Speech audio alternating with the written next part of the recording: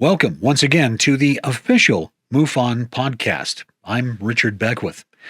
Tonight we're joined by someone who has navigated the worlds of aviation, law enforcement, and clandestine technology to lead the oldest and largest civilian UFO investigative agency on the planet. David MacDonald, the executive director of MUFON, has been a student of the phenomenon since reading Project Blue Book at the age of 10. But this professional curiosity turned into a definitive mission following a chilling encounter as a pilot. While operating his own airline, Flamingo Air, he and his crew witnessed a mysterious red ball of light descend into the ground at an airport, only to be met with the command from the control tower, "We will speak no more of this." Instead of staying silent, David has led MUFON into what he calls its golden era, establishing a permanent headquarters in Cincinnati, Ohio, and overseeing Project Aquarius, a searchable database containing over 1.2 million pieces of evidence. He is now a regular fixture in Washington, D.C., providing quarterly reports to over 285 members of Congress and 70 senatorial offices who are seeking the truth behind the UAP phenomenon.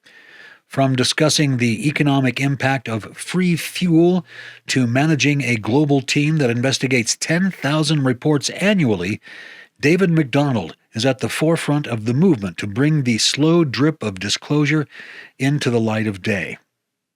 Welcome, Dave MacDonald, to the MUFON podcast. Well, I'm pleased to be here, sir. I've been wanting to have you on for a long time. I'm glad you're here with me today. Being here. There you go.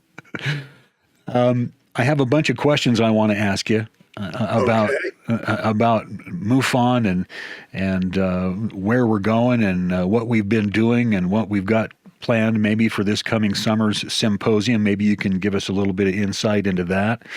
But first of all, I want to talk about, some non-controversial subjects.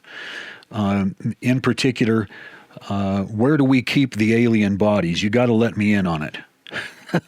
Okay, we'll do that.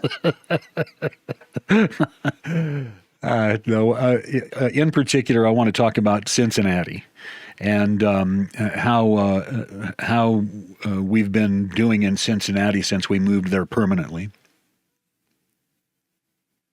Well, I think you said that you'd like to know how we're doing in Cincinnati. Yeah, and it's working out quite well. When we moved here in 2020, we cut the rent we were paying from almost $4,000 a month to $840 a month. And the facilities are quite nice. Everything's working smoothly, and it's doing just fine. And this is near the airport where you fly your airplanes. Yeah, well, we do have aircraft at our disposal should we need them. They're on standby. But we don't have any helicopters. As a matter of fact, I do have a helicopter in the hangar. It doesn't belong to me, but they do park it there. So if we needed such, we could rent it. Oh, that's good to know. I doubt that we would be able to afford the fuel probably for any kind of a investigation unless it was really a high profile kind of a case. Fuel's 14 gallons per hour per engine. We got the one we would have to use would be the twin engine, and fuel was $7 a gallon. So you can figure it out from there. Right. But when you calculate the time, it might work out to our advantage. Well, we've moved our home permanently to Cincinnati, and I've been there a few times now, and I really enjoy Cincinnati. How is that working out generally for the organization? Is that something that we're going to continue into the future? Do you think? Well, as far as the headquarters go, yes, sir. No question. We're going to have the symposium in the Cincinnati area again this year because it's worked out well. Last year was lower than normal, but there were other factors involved. But our offices are now located a maximum of a 6-hour drive for 60% of the population of the United States to get to Cincinnati. So it's very centrally located. It's a lot easier for people to drive here, and prices are a lot lower, just across the board, be it entertainment or whatever. So it's working out well for MUFON as well as all of our members. Yeah. I really enjoy Cincinnati. I particularly enjoy leaving the hotel and walking along the river and, sort of taking in the sights. It's a beautiful place to be. We were just here not too long ago. But I want to talk about UFOs. Okay. And I want to talk about our involvement in Washington, to the extent that you're able to talk about that. I know you're probably under some constraints, right? But I'd like to talk about that, because we've been, I want to say, intimately involved in the disclosure issue taking place in Washington, and you've been there several times. I've been there at least one time. We all had an opportunity to talk with at least one congressman, and he joined us for lunch. That was Andre Carson. That was really a great meeting and a kind of an eye-opening experience. That was a good one, wasn't it? Yeah, but you've been involved in discussing these things with members of the House and Senate, and I want to get your take on where we are as far as disclosure goes. How close are we to any kind of a disclosure? And if so, what sort of a character is that going to take on? What kind of a disclosure are we going to get? A disclosure of what? Well, at this point, we started visiting in 2023 and in 2024. And there were times when I was in Washington twice a month, and we would meet with the House and Senate and their intelligence committees to brief them on the status of UFOs.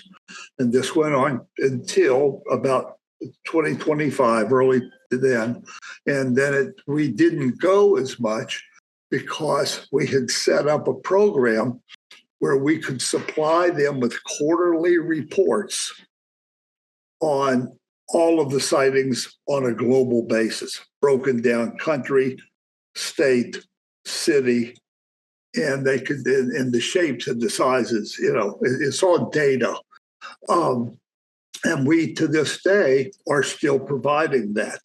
Those quarterly reports, right? I believe we send to about 285 congressional members, and I think we're pushing 80 of the Senate members. So that's amazing, Dave. That's a lot of interest there. Yeah. And so what kind of, so we're talking about sightings all over the world, and we're supplying Congress with the information. And I would imagine that information is also somewhat, well, probably considerably valuable to intelligence agencies by virtue of the fact that tells them what kind of craft may be operating in certain areas, and they may have information about those areas, certainly that civilians do not, and it may provide them with some information about what kind of operations the others, if you will, are carrying out. Is that accurate? Yeah. We do have, MUFON's got quite a history of dealing with the government. You go all the way back to, President, I got to roll this over my head. Give me just a minute. Yeah.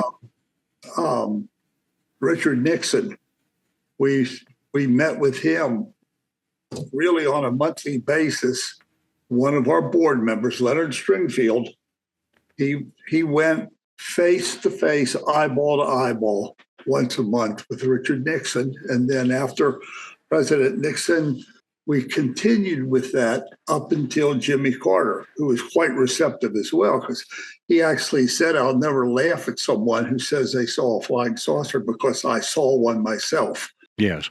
So we do have that history. Then it kind of tapered off, and now it's renewing again. We're already seeing remnants of disclosure, little pieces. And there was a gentleman named Jaime Ishid, and he was or is the president of the Israeli space program. Brilliant guy, not a crackpot, anything like that. And he has put in writing and on video that during our current president's first term, President Trump, he was inches away from giving total disclosure. And the aliens themselves waved him off. Said, don't do this to your people. They're not ready for it. You're dropping a bomb when you should just go small doses. Well, you can look the guy up. It's there, and that's what we're seeing now. Small doses. Yeah. Oh, these little tic tac things. Yeah, well, we don't know what they are yet, but we're working on. Yeah. So all of these little things are starting to drop off. Yeah. So I agree with that, Dave. But I have to say, as you know, and because you were there when we were talking to the congressman, I told him don't do it. Exactly. Because just for that reason. So I'm with the aliens because I just don't think we're ready. I'm not certain that I'm ready for it. And I've been doing this for 50 years, more than 50 years. And so I'm not certain that humanity is ready for the information. I mean, because it seems to me that it could involve certainly, how the nature of our souls, the nature of who we are as a species. Maybe it could be, I mean, do we really want to learn and, one day all simultaneously, all at the same time, that we're some kind of an experiment? Is that, that scares me, Dave. Yeah. And, it was interesting. Of all those people that we talked to, be they a Democrat, Republican, Independent, they were all, they said, we never in our careers have ever seen a topic that has this much bipartisanship on it. And they're lockstep. They want the information as much as we do. Yeah.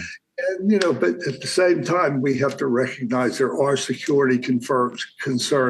There's a lot of things that we don't necessarily need to know right now. Well, I agree with that. I think that the issue for me, Dave, is, as I see it, is that there may be things about it that are so really, truly disturbing that the people that do know have a hard time living with it themselves. But I have to say I agree with Lou Elizondo that it's wrong for the powers that be to keep this kind of information secret from the American public, and the information is that we're not alone in the universe, that we are not the most intelligent species in the universe, that some other species in our plane of existence has learned about us. So to me, that's a big deal. I think people might freak out, Well, there are some people that would.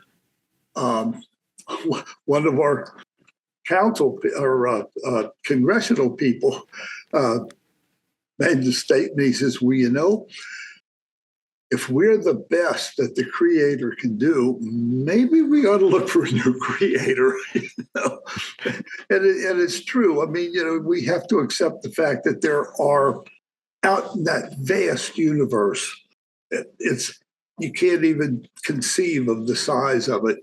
There's got to be other folks out there of some nature, of some kind. Yeah. And it's becoming more evident.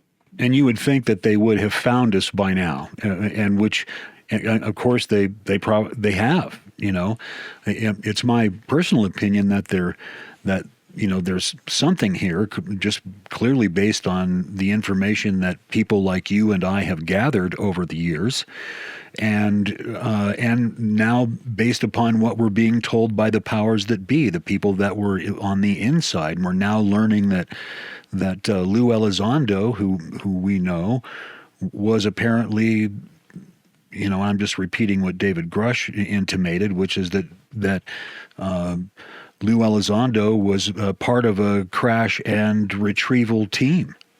He actually went out on and was part of this, legacy program, which, having sat in a room with Lou for a couple of days, and, I find that kind of sends a chill up my spine that, you know what I mean? That here's an individual that really knows more than he's able to tell us.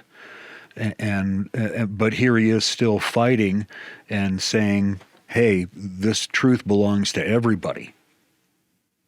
Agreed. And it's coming. I used to tell people when I would go around and do my talks that I said, disclosure's coming. I doubt if I'll see it in my lifetime, but it's coming. But now I'm not so sure I won't see it in my lifetime. Yeah. You just don't know. Things break all over the world, different times. So there's a good chance it's closer than we think. Yeah. I hope so. I just hope it turns out okay. I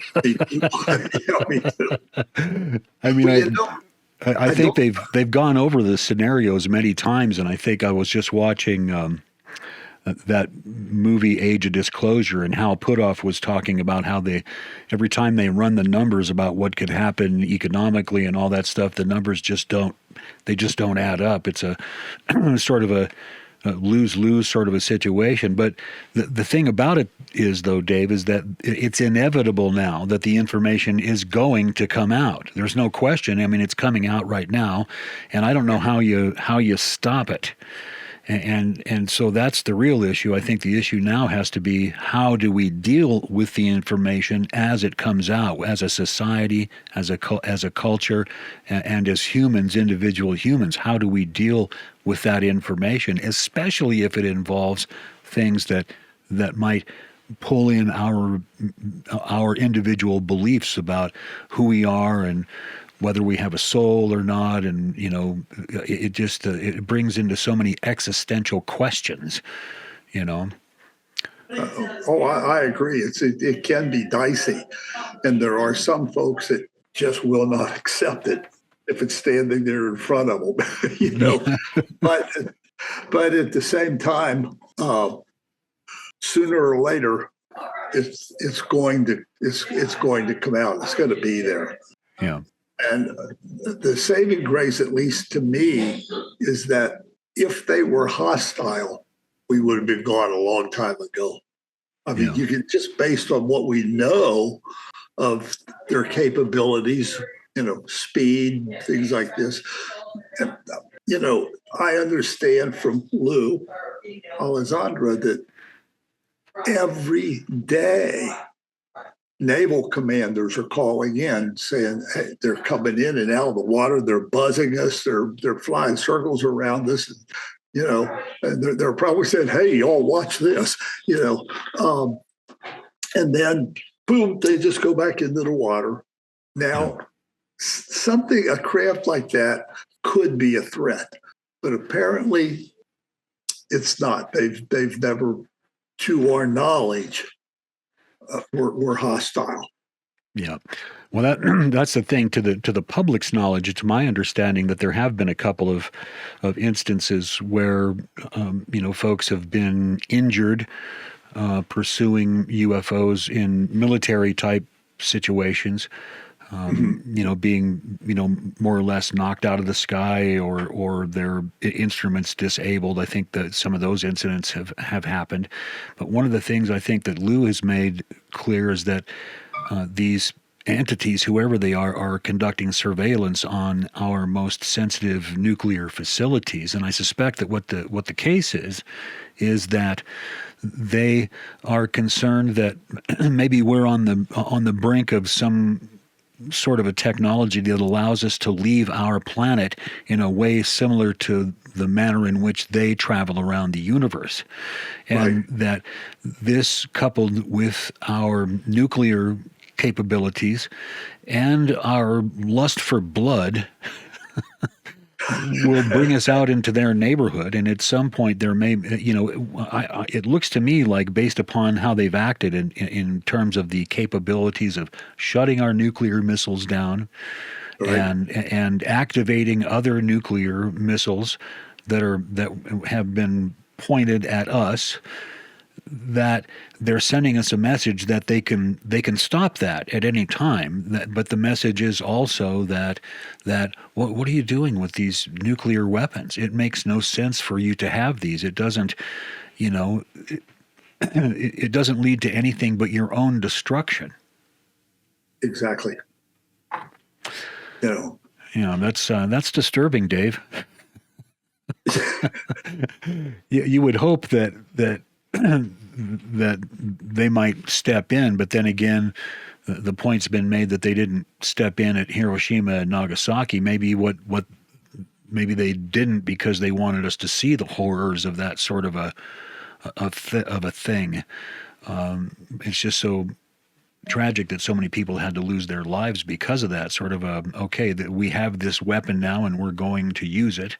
Right. And that, to me, probably is the most frightening thing of all, because really, if you think about it, Dave, the people behind the weapons, the people that have the authority to launch them, what are their true concerns? Is it merely, that they want to be running everything? This goes for, all kinds of world leaders. Is this just, we're sort of at the mercy of the egos of these, sort of 12-year-old boys who are running around playing army with guns and and nuclear weapons. It just seems to me that we're too big of a risk for us to be going out into the universe. Well, I can understand that.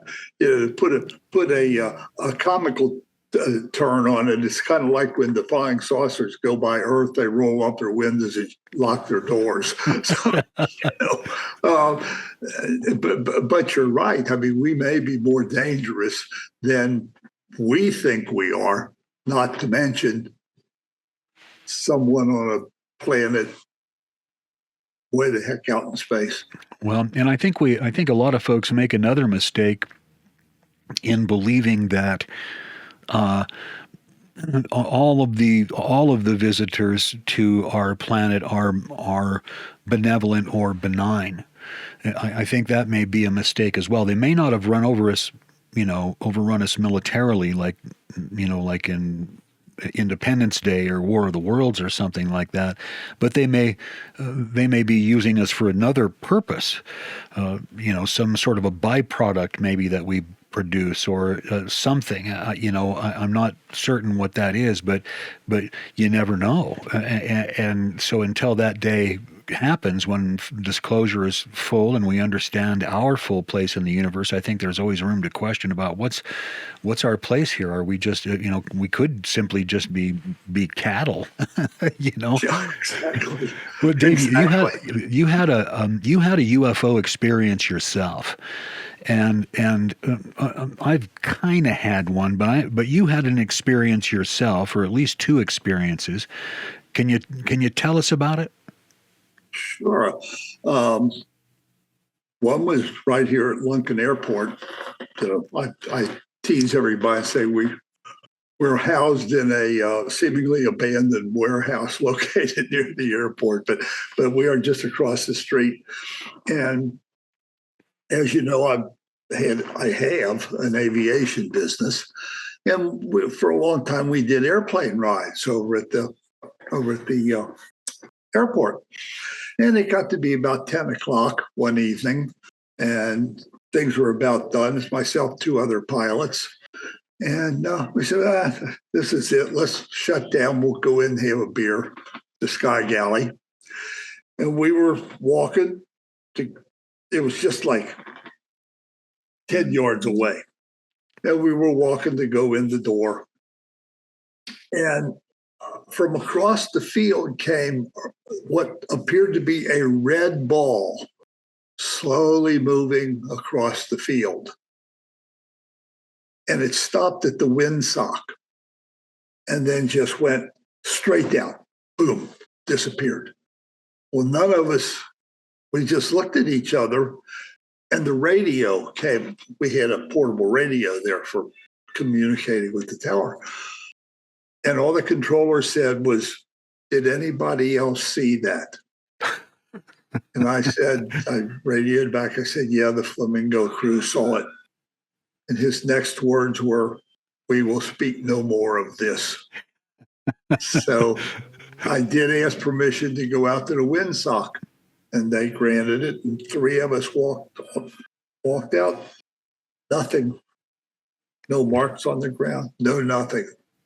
But yeah, well, let me ask you this about what the controller said.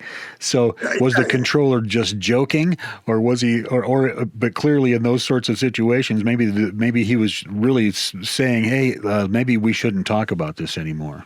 Well, yeah, that was the gist of it. He was pretty serious about it. Let's not talk about this anymore. But back in the 70s, there was quite a flock of different sightings around the airport here that have been written up, and so that was one, and it looked like a Roman candle ball. That's what it looked like. But it was going very slow, very straight, stopped, and then went down. So anyway, that was my first time I had seen anything that I couldn't identify. I got thousands and thousands of hours in the cockpit. I've never seen anything I couldn't define. That's interesting, Dave, because I think that red orbs, like what you're describing, have are relatively ubiquitous in UFO sightings. That's not an uncommon form of the phenomenon that we study. Right. I had another sighting. This was, and I was investigating a case. It was in Buffalo, Oklahoma. Now, if you're ever walking down the street, you run into an old friend. They say, Rick, where have you been? And you say, nowhere. Well, that's right next to Buffalo, Arizona, a very small, really a neat little city. But this lady was out. It was like midnight, and she was feeding her horses. And she looked up and saw this light moving across the sky, and it stopped, turned, and she realized it was coming directly at her. So she freaked out, and she I mean, you can just hear it in her voice, trying to grab her little dog up, and she's in flip-flops and trying to run across the gravel driveway to get to the truck. And she did. And you had to drive up to the end of the I'll call it a driveway, a gravel road. And in order to get back to her home, she had to turn to the left. But this thing is hovering now right over where she'd have to go. So she turns to the right, which is dead end, but her landlord lived down there. So she goes flying into the landlord's property, lights flashing, horn blowing. And this is after midnight. Buffalo, Oklahoma, not a real smart thing to do. But anyway, the landlord came out and he was trying to console her. Well, she was a wreck. And they called her husband. Her husband came, picked her up, and took her home.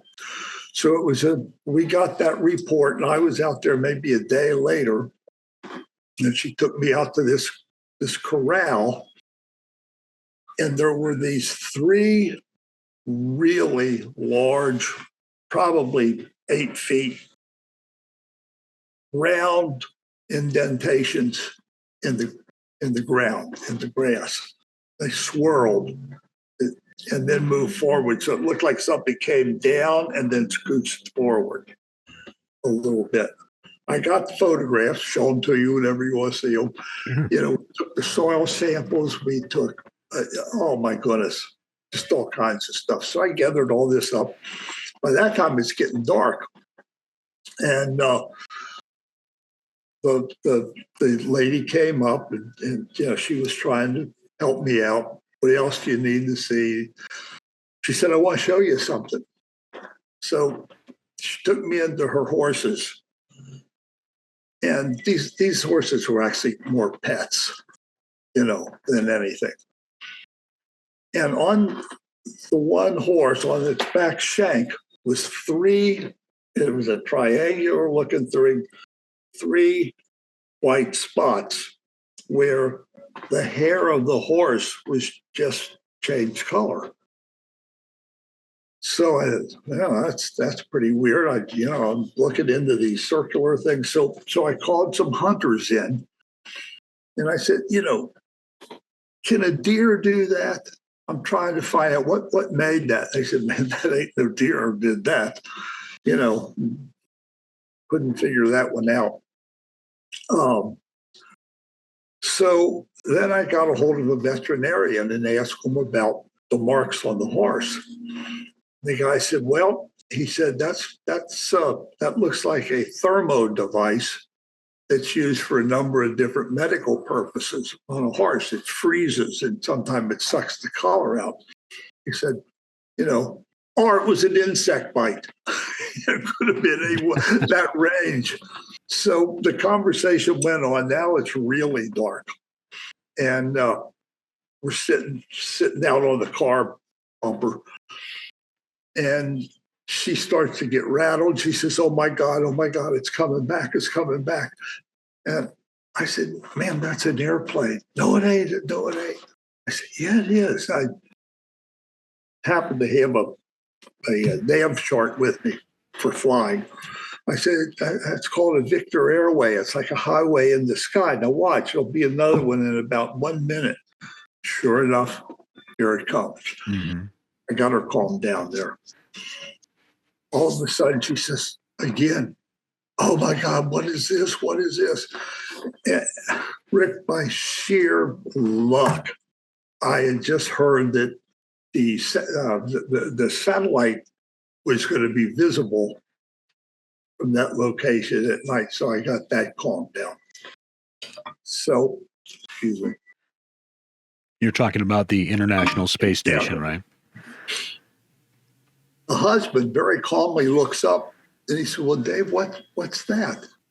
And I looked up and my jaw dropped. I have no idea what it was, but it was 5 fluorescent green orbs flying in a triangular pattern, just silently rolling across the sky. Darndest thing I'd ever seen. So that was one of my sightings. Wow. Interesting. Did you ever think about, ever come to any conclusions about what you think it might have been? I really don't know, but interestingly enough, not very far from there was a number of cattle mutilations. And I talked to the police, and they said, it was really weird.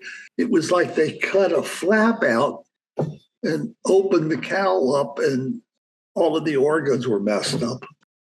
And so I just made note of that too.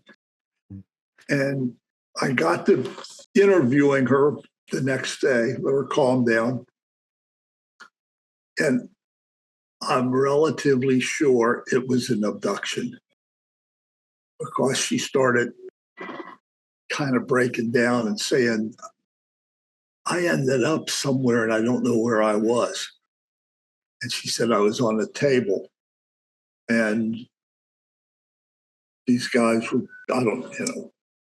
I don't know how far I should go on this Well, program. that's okay, Dave. I think that the conclusion that you reached from investigating the case was that the woman was an experiencer, and Yeah, it that was something had happened to her that was more than just seeing something or exactly. experiencing something anomalous, which is something that we know happens all the time to all kinds of people that we know. Exactly. And so, what do you think is at the bottom of that? Why are people taken, and why are they taken? Well, I think that the first most reasonable answer is study. You know, what makes these guys tick? Um, or it could be just scientific investigation on the other side's part. It, it's a vast, as far as your imagination can go. Yeah, Anything. you can only really speculate. I think I talked to Dr. Nolan about this when I had this discussion with him about why they might follow certain families. And I think that we may have reached a general consensus that one of the reasons that these abductions and people that have been abducted tend to run in the same families over generations is that they are the test subjects. In other words, it could have gone back to the origins of our species many, maybe even millions of years ago, and they chose a few individuals to be used as a baseline against the rest of the population. And so they could see and trace over time how the human genome has been affected by our environment, by radiation, evolution, all these sorts of things, and they can then test that against, just we're sort of the controls out here, the people that the aliens don't care about. We're just sort of the chaff, but we're the control of the experiment where we haven't been looked at all, and they just grab us randomly. So I think there might be some logic to following families over a period of time, but that's what I want to talk to you about too. Is what do you? And this is about why they don't tell us about things like this. I mean, clearly that part of it is really disturbing. Why don't they tell us? But there are other reasons why they don't tell us about the others, if you will. I don't want to necessarily call them aliens, but there's an economic reason too, right? It could be. I mean, there may be technology out there beyond our comprehension. I've often thought, well, what would happen if the president came out on TV tonight and said, folks, we've been lying to you for over 80 years. There are other life forms out there, and they're here, and there are trading partners, and we've got now free fuel for everybody.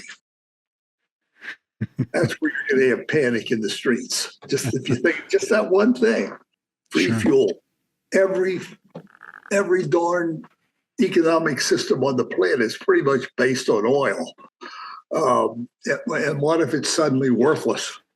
Don't need it. So that's just one example of what could happen if suddenly we had all these different things that are so bizarre to us now. Yeah. I agree, Dave. I think that if we've gleaned any sort of energy technology from the visitors that, includes, any kind of sort of new nuclear reactions or something like that, or they're able to harness fusion much more easily than we are. But, a free energy source certainly would shatter the current economic paradigm that our world is currently bound to.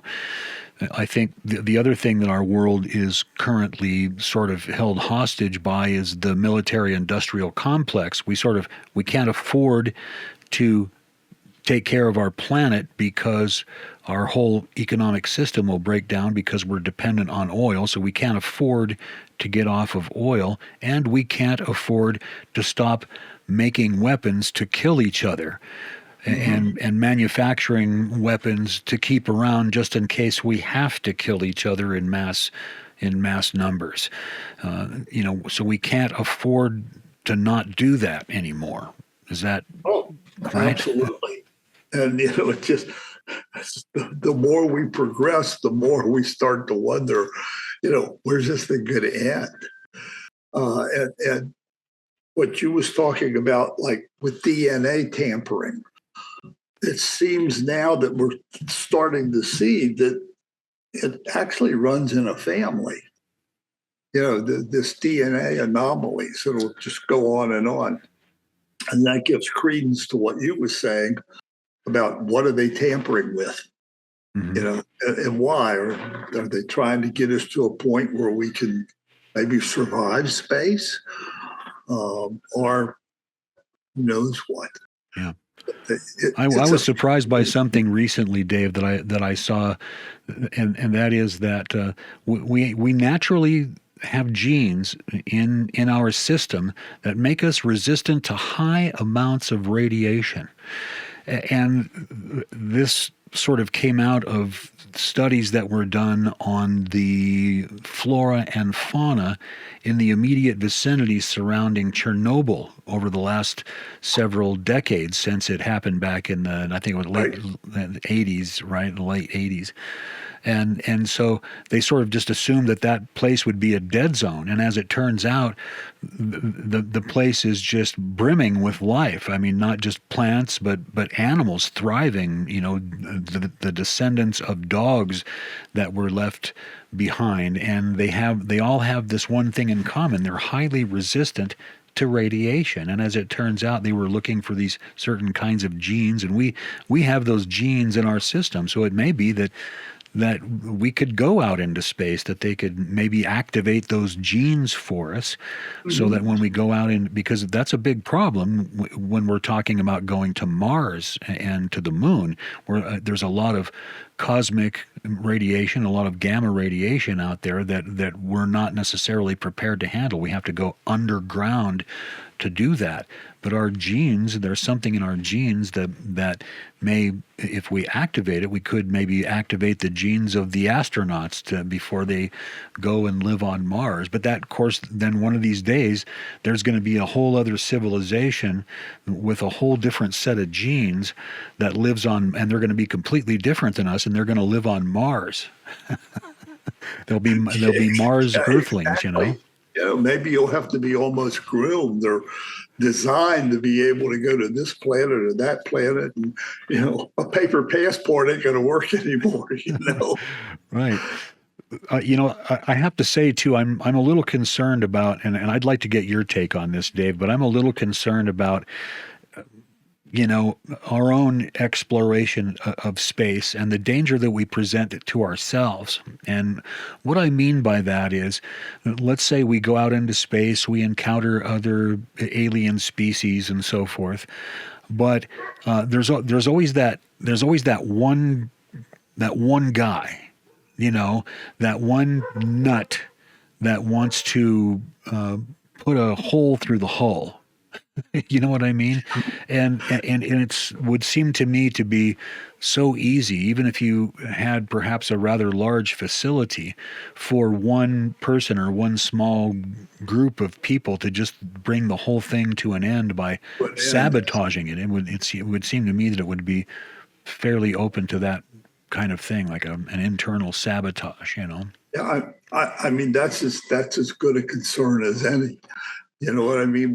We don't know. At this point, we really don't know. Yeah. Except that we do know that when you take a bunch of people and you cramp them in a tiny space underneath a planet somewhere, just in experiments, they start to grate on each other's nerves. Yeah, that's just interesting. Well, I want to get back to something we were talking about before, which is the threat narrative, and that is the idea that that the visitors are a potential threat to us. And I sort of, I'm on the fence about that, but you don't feel that way, Dave. You don't feel that the visitors are necessarily a threat simply because they haven't attacked us. But are they? What is their purpose here? And how many theys are there? Do we have any more than one they that may or may not care about us? I mean, what do you think about that? Right. Well, are you familiar with the Monroe Institute? Yeah. Okay. Well, back probably in the 50s, they were conducting a channeling operation where they was trying to channel various entities, be it from outer space, be it from the past. And this is the same operation that was like putting the goats to sleep and watching them fall over. But anyway, and they channeled supposedly people from outer space, as well as Egyptian monarchs from back in the day. On one hand, it's a little hard to believe this. On the other hand, there's science behind it. And I'm going to throw some words out. I mean, I think we've got some of the transcripts in the office over here. Mm-hmm. And it's kind of interesting because these entities talked about the Federation of Planets. There really is one, according to them, according to the transcripts. And Earth is on the farthest most rim of this one group, this federation that kind of keeps them going. And there is a prime directive: non-interference, don't interfere. And if those words sound familiar, it's from Star Trek. Sure. In the panel, observing was Gene Roddenberry. And to this day, do you remember the transparent aluminum? Yeah, of course. They've got it developed. And from what I understand, they're going to use it as the screens for cell phones. Mm-hmm. Yeah, they've developed transparent aluminum, and we've gotten a lot of things that we've gotten out of Star Trek. I have to say that if there is a prime directive, Dave, I think that the aliens have really screwed that up. Beginning with, the early crashes, like, they talk about the crash back in 1933 that took place in Italy, and, crashes throughout the years. Allegedly, all of the world's superpowers have retrieved debris, crashed craft from these alien civilizations. And it would seem to me that if there was a prime directive that the aliens should be punished for being so horribly irresponsible with their highly lethal mechanisms. I mean, really, I'm not joking about this. I think that they've really, if there is a prime directive, they've really screwed this up, and so it may even be that because of the technologies that we have gotten from them, from these crashes, that we are that much closer to destroying ourselves simply as the result of their negligence, because they couldn't keep a hold of their own crap. And think about it, integrated circuits, would we be able to target our enemies so accurately without the use of integrated circuits? Maybe we wouldn't even have them yet if it wasn't for the stuff we got from Roswell, all the all flat screen displays, all that stuff, night vision, and those are just things that we kind of are half aware of. Not to mention the things that the other technologies that they've developed in Russia and China that we're unaware of, that they've gotten for not just the propulsion mechanisms, but it seems to me that we've been contaminated, and I don't know how you stop that. Maybe the contamination is leading to our own destruction. Who knows? That occurs to me on occasion, Dave, that these guys have been a little bit careless with their technology. Yeah, I will not argue that point. We're all on the same page there. And I guess we just have to keep digging, keep looking, keep watching the skies. And sooner or later, we'll get an answer. Right. I guess. I hope. I hope we get to know the truth someday. And I hope the truth is a hopeful and positive one. Yes. I guess we can always hope for the best. But I'm going to be retiring this year, and as a near retirement age person, I have learned to expect the worst. Hope for the best. Expect the worst. Plan on the worst. So I'm not really sure what's gonna happen next. I'm hoping that when the truth all finally comes out. Really, what I would like to do, and I think that this is the dream of every human who believes that this is true. And you tell me if this is right, Dave.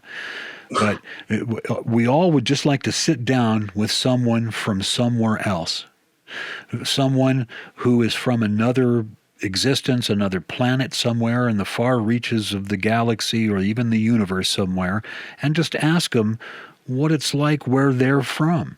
To have a conversation with them. Do you have lakes and streams and rivers where you come from? Do you have mountains? How do you do you have family? You know what I'm saying? That's really what it comes down to. That's what we want to know about them, is who they are. What do they do all day long? What do they think about? What are their dreams? What are their aspirations? What do they think of us? It seems to me that's really what we would all really, really, really like to do. But there's a certain cadre that wants to keep all that information from us, So Dave, what do you think is going to happen in the next 10 years relative to this particular subject? Can you, you've been doing this a long time, and I'm just curious about what your projections are for the future.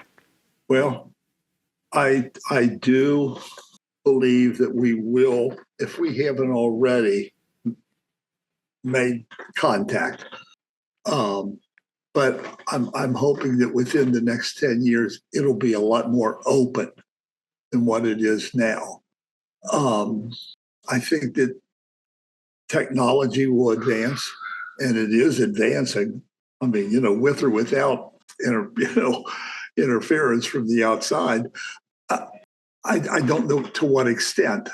For example, would we even have transistors today if it wasn't for the Roswell crash, our solid state, our computer chips?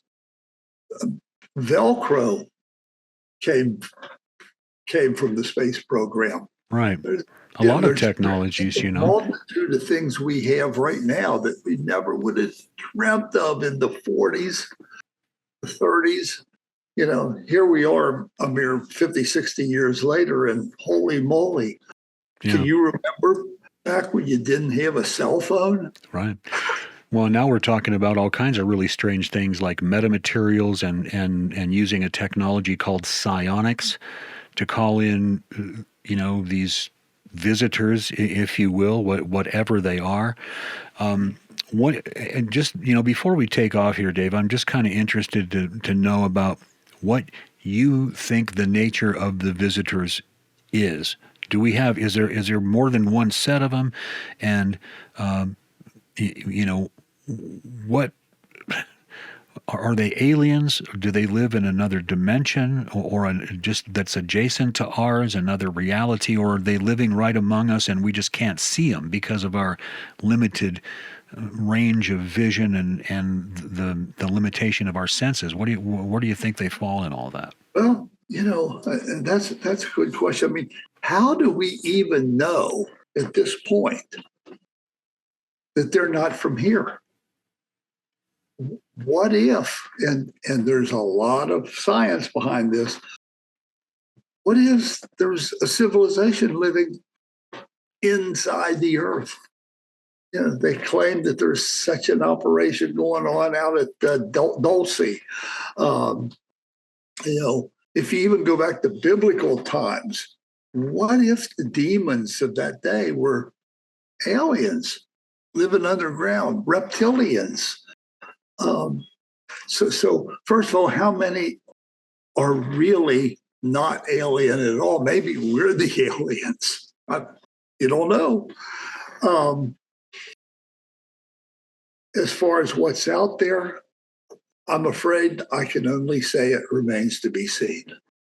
There's a tremendous amount of science that says something's there, but we don't have much to say, what is it, that we know of. Right. Well, that's available to us. We certainly at MUFON have a lot of information available to us, but all the information that really counts, the information that's gleaned by intelligence agents and the intelligence community as in their retrieval of these craft and their back engineering of the technology, and that which goes to private corporations, of course. Exactly. They're the ones that have a lot of these answers, all these answers. And I think that's really what it comes down to, Dave. It's about that technology, and we've had that discussion too. It's about whoever masters the propulsion technology masters the planet. And not just the planet. Probably it's something akin to, did you ever see Flash Gordon and the Emperor Ming? That's, if you look at the website, Ming the Merciless is my code name. Well, it really is. It really is. Well, let's hope they don't give the technology to you, Dave. That's right. That's right. But Flash always seemed to beat him up pretty good. So right. All right, Dave. Well, I appreciate you being here today, and I hope we get a chance to talk again in the future. I'm sure we will, since we're both serving essentially the same function. And I appreciate your guidance and your steering the board in the right direction. Yeah, I do the best I can. I tell them, people say, how'd you get involved in this? I read my first flying saucer book at about 10 years old. I've never been able to quit. Yeah, the same thing happened to me. I think it happens to all of us, Dave. You read that first book, and then you just the next thing you know, it's 50, 60 years later, and you're still reading books about it, and still are no closer to an answer. You're exactly right. You're right. But anytime I can help you out, Rick, let me know. I'll be more than happy to. I hope this has worked out well for you. Yeah. I appreciate it, Dave, and I appreciate you being here with us today. No problem. Anytime. All right. I'll be back in a few moments with some afterthoughts. You are not alone. Thousands of people all over the world have sightings of UFOs per month. MUFON is the place to report them. Since 1969, MUFON has been investigating UFO reports and providing this information to the public. Our aim is the scientific study of UFOs for the benefit of humanity. Support UFO research. Join MUFON today. There is something in the air. Instinctively, on a gut level, I think we all feel it on some level.